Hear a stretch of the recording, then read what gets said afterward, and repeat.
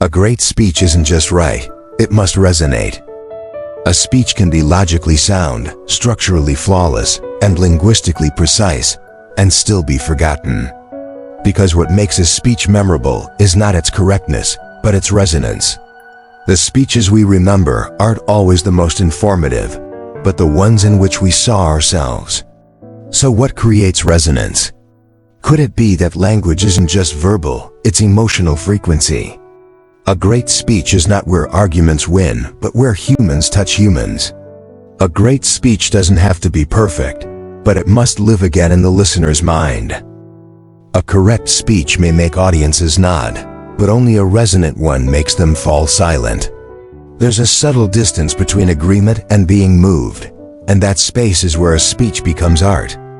Being right belongs to logic. Resonance belongs to the heart and to memory. When listeners hear not only with their ears, but with their subconscious.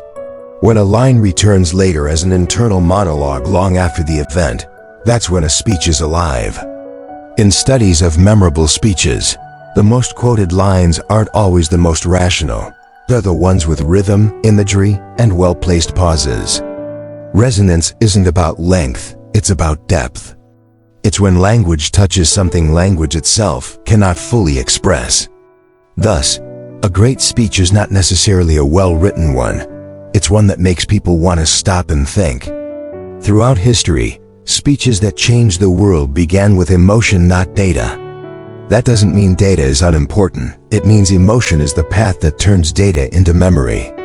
A dry talk may be right, but it will be forgotten. An emotional one may be imperfect, but it will live on. Emotion is the code that allows language to pass through cognitive filters and reach the depths of the self.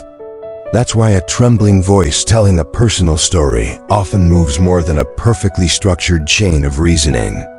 In the human brain, language and emotion centers are deeply connected, making emotion a natural amplifier for speech. So to resonate, the speaker need not make people understand, they must make them feel understood.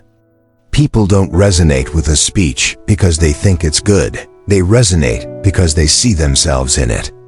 Resonance is an internal act when a listener feels, "This is my story, even if I've never told it." A great speech is a mirror, not reflecting the speaker, but reflecting the listener. Great orators don't strive to be persuasive, they strive to be honest. They don't build monuments to themselves, they open space for others to walk in. In a world flooded with information, audiences aren't lacking things to hear, they're lacking places to feel seen. And a resonant speech becomes that place.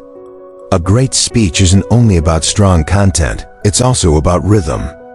The way a sentence breaks, the way a word repeats, the pause before the punchline, these create a kind of musicality in speech.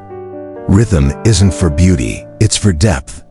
It gives the mind time to absorb, the heart time to align, and meaning time to land.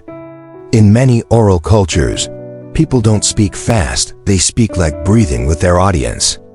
A line delivered with the right rhythm can spark hundreds of unspoken associations. And sometimes, the softest pauses create the loudest echoes. Resonant speeches don't end with a full stop, they end with ellipses.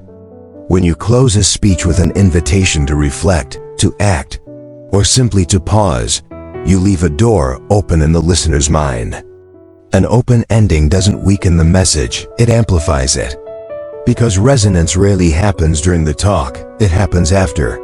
In the walk home, in the thoughts before sleep. An open ending is a touch the listener carries, interprets, and may even act on. And so, a great speech doesn't end, it continues through the listener.